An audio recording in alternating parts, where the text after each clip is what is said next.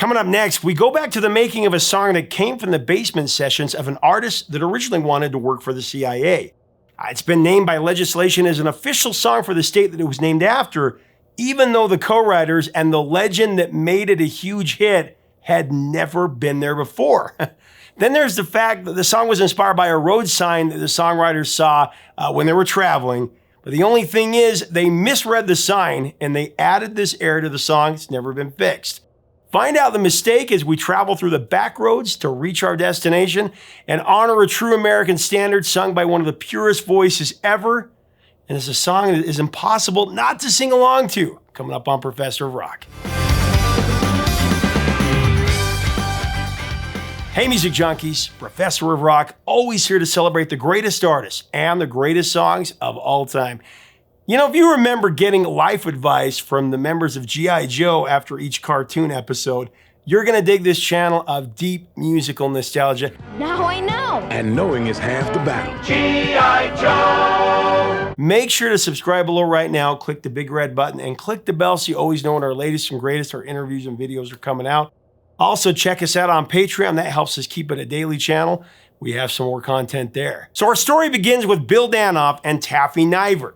They were driving south on Maryland Route 36 to attend a family reunion. Billy noticed a road sign that read Westernport, as in Westernport, Maryland, but he misread it as West Virginia. Now that innocent error sparked their imagination and it prompted the couple to start riffing on writing a song about West Virginia. It's a place they had never been, but somehow they were drawn to it, as if it was their destiny to compose a song dedicated to its scenic beauty and a sanctuary from the pressures of the world. West Virginia. So Mary Catherine Nivert was born in Washington, D.C., and she earned the nickname Taffy from her older brother, who had a tough time pronouncing her middle name, Taffarine. This is when he was a child. Her passion for singing blossomed in high school, where she would often sing along with the radio. Her talent caught the attention of a bartender in Georgetown who overheard her singing to a jukebox. Impressed by what he heard, the bartender invited her to join a vocal group, which ultimately led her to meet her future husband, Bill Danoff. She actually married him in 1972. So in the mid-60s, Bill was enrolled at Georgetown University. He was pursuing studies in Mandarin with hopes of landing a job with the CIA.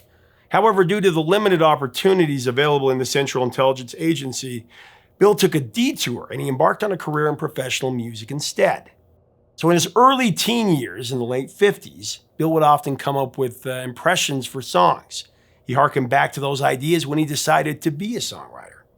So one of his best ideas was centered around the country roads of the Mountain State. Again, a place he'd never been, but he was really struck with inspiration from postcards sent to him by a friend who lived in West Virginia. He was intrigued by the robust, clear channel signal of WWVA, a 50,000-watt AM radio station broadcasting from Wheeling, West Virginia. Bill found it fascinating that he could tune into WWVA at night since, Wheeling was over 500 miles away from his home in Springfield, Massachusetts.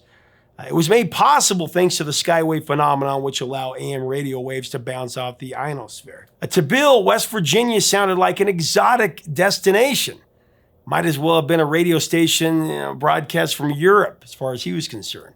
When Bill began to write today's featured song, Take Me Home Country Roads, with his then living girlfriend Taffy, those late night listening sessions when he heard the program, the Saturday Night Jamboree on WWVA on his portal radio, were recollected in the song's bridge, which says, I hear her voice in the morning hour, she calls me. I hear her voice in the morning hour, she calls me. The radio reminds me of my home far away. Driving down the road, I get a feeling that I should have been home yesterday.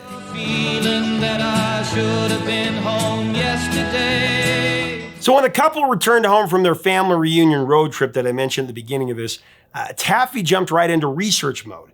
She pulled an encyclopedia off the shelf and she opened it up and delved deeper into West Virginia. Her attention was immediately drawn to the state flower, the rhododendron, which she tried to actually incorporate into the song. Tough word to do so. Rhododendron ended up as the working title that Taffy wrote on the top line of the lyric sheet, which they subsequently submitted to ASCAP. Despite the fact that the country road that sparked the song's inspiration was actually located in Maryland, Bill and Taffy aimed to evoke the scenic beauty of West Virginia in their lyrics for the song. References to the Blue Ridge Mountains and the Shenandoah River were included. Only the Blue Ridge Mountains are actually situated in the western region of Virginia, not in West Virginia. And the Shenandoah River only empties into the Potomac rivers at Harper's Ferry on the border of West Virginia. Blue Ridge Mountains, Shenandoah River. While the two were driving down Highway 81 towards Roanoke, Virginia, with the beautiful Blue Ridge Mountains and the Shenandoah nearby, Bill just assumed that both landmarks were on the other side of the river. I don't know about you, but I don't care if the song lyrics are, geographically perfect. Take Me Home, Country Roads, it's about a state of mind. It's not about a state in the Union. Country roads, take me home. In addition to receiving postcards from a friend and tuning into a West Virginia radio station after sundown, Bill Danoff found inspiration for the song from various other sources. He also had a friend named Chris Sarandon, a West Virginian actor, and he heard about communes in remote locations in West Virginia from members who often attended his performances. Recalling the influence of the commune, the members, Bill noted, they brought their dogs and were a very colorful group of folks, but that's how West Virginia began creeping into the song.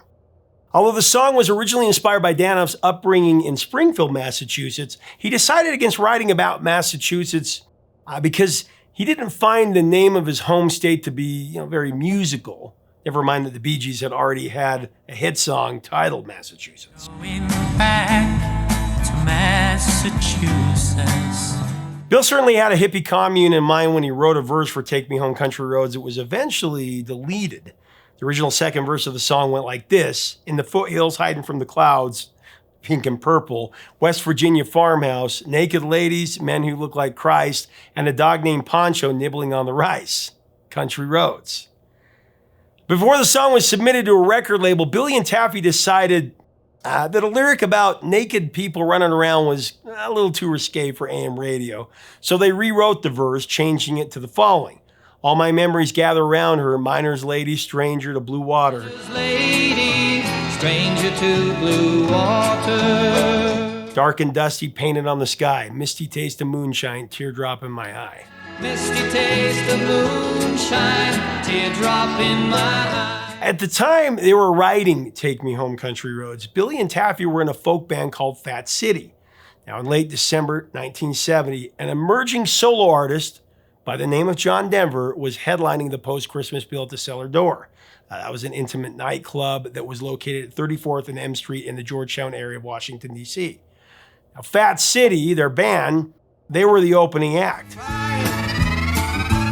Dreams of being free. So as we get into how John Denver made it an all-time hit, I do want to thank our sponsor, Zenni Eyewear, the glasses I always wear. Right now, you can order your glasses online and get them in less than a week. The best part, of course, is the price. Starting at only $6.95, you can design your own, the color, the shape, the fashion, whatever you want. Just click on our button, our info button right up here to get the best prices. Do it today. To the place I belong. So John got to know Bill and Taffy at the club. After one engagement at the Cellar Door, the three decided to meet at Bill and Taffy's pad to listen to some of the music that the couple had been working on. Bill and Taffy were really fired up. What were they going to play for John Denver? So Taffy suggested that they play Take Me Home, Country Roads. Even though it was far from finished at that point, they did have the chorus down and a couple of verses, but it was admittedly a little disjointed.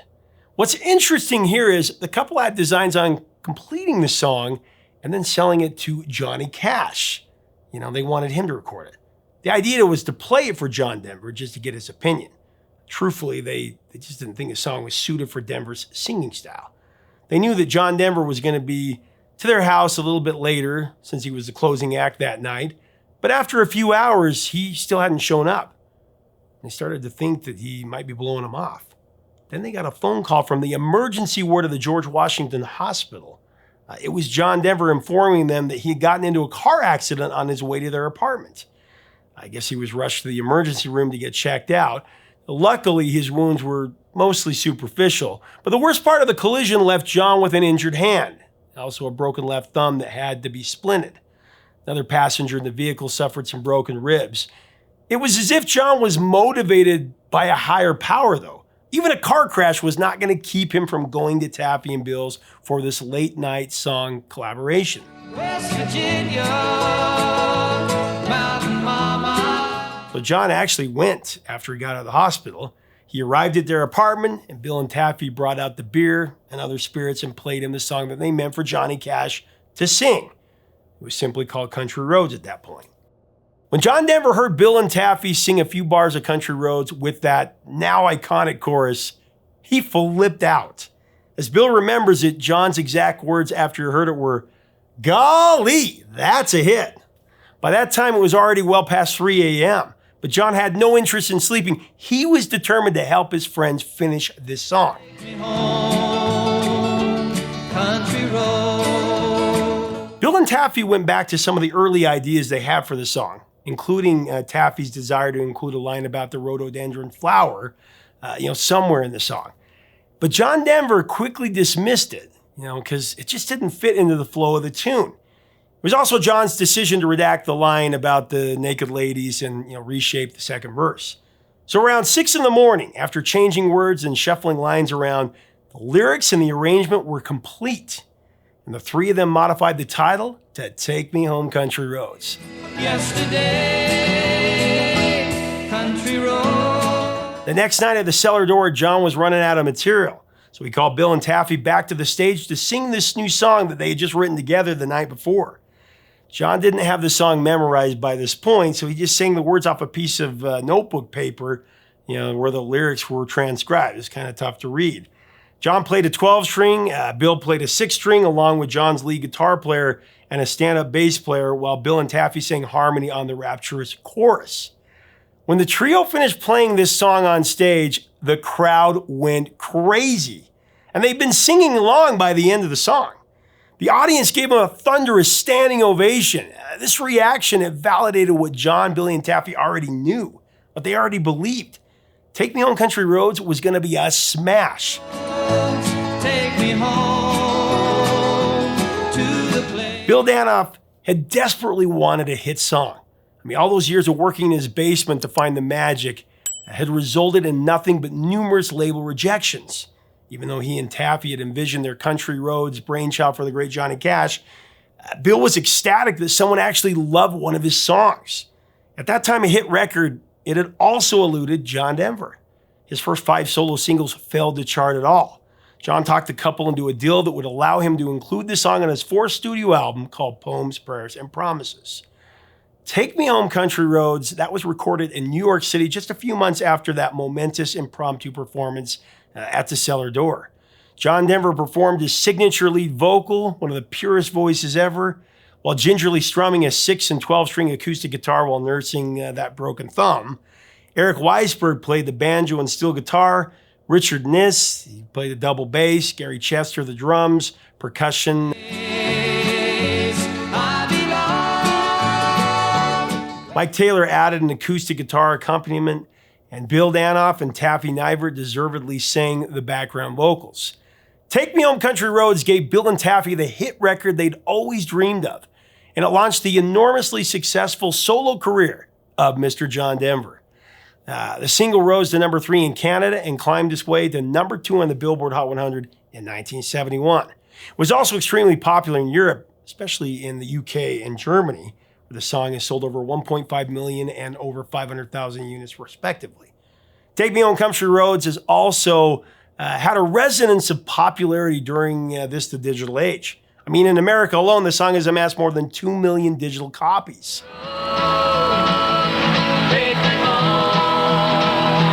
The track has been featured in episodes of so many TV programs. My Name is Earl, The Sopranos, American Dad, Prison Break, The Office. In German, das Leben ist outdoors. On the big screen, the track can be heard in the soundtrack of Butterflies Are Free, Kingsman, Logan Lucky, and Diary of a Wimpy Kid.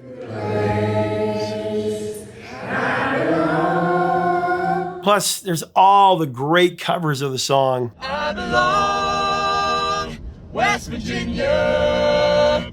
Take Me Home Country Roads It changed the lives and the career trajectory of John Denver and Bill and Taffy immediately, and then in the years to follow. John Denver went from the guy who wrote, Leaving on a Jet Plane to a pop music icon. And the industry finally recognized the talents of Bill Danoff and Taffy Nivert. Taffy recalled that when they received their first royalty check from the sales of Take Me Home Country Roads, they were able to pay off a $1,500 grocery tab from a local mom and pop store. They were also able to move out of the last remaining slums of Georgetown to a really cool apartment in a much better part of town. The couple were married not long after that, 1972, and then they disbanded Fat City. Their next move was forming, get this, the Starland Vocal Band with their friends John Carroll and Margot Chapman. The quintet, of course, had a huge hit with Afternoon Delight that shot to #1 on the Billboard Hot 100, 1976, I believe.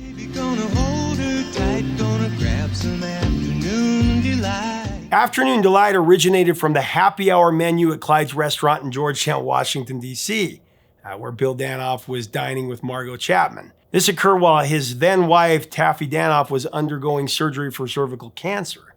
Now, we'll tell the rest of the Afternoon Delight story on a future episode of Professor Rock if you'd like to hear it. Let me know in the comments if you'd like that. Rockets in flight.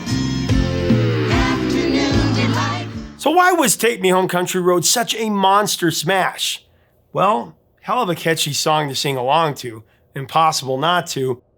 It was a well-crafted song by 3 gifted lyricists, there's no doubt about that.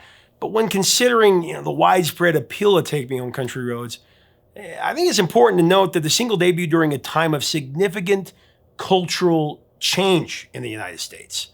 I mean, the Vietnam War was ongoing, civil rights movement was gaining momentum, and many young individuals were challenging the norms and the values of previous generations. Against this backdrop, a song that embraced the charm and tranquility of rural living that likely provided a sense of comfort and nostalgia for listeners that were seeking solace, amongst the societal upheaval. Take me home, country road. During the time of their collaboration, neither Bill Danoff, Taffy Nivert, nor John Denver had ever been to West Virginia. Yet they still managed to capture the spirit and the character of the Mountain State with a tune that has been adopted as one of the official state songs by the West Virginia State Legislature. This happened in 2014. The song serves as the anthem of West Virginia University and has become a staple of the university's traditions. Since 1972, it's been a fixture in every home football pregame show, resonating throughout the stadium to energize all the fans.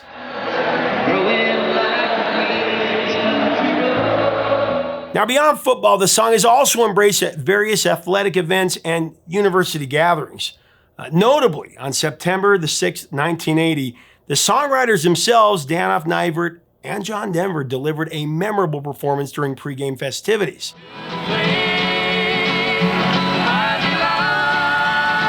Commemorating the inauguration of the current West Virginia University Mountaineer Field in front of more than 50,000 fans. I mean, seriously, just try and not sing along to this classic song. It is impossible.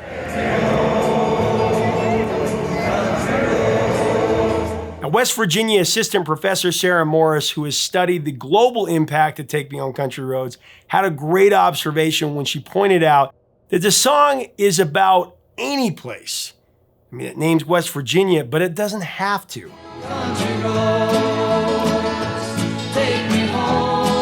To add my 2 cents to this, there's just something beautiful about the tranquility and serenity of a country road. It's an image that brings universal sanctity, getting away from the chaos and the danger of the freeway and taking a peaceful journey to a place that we belong.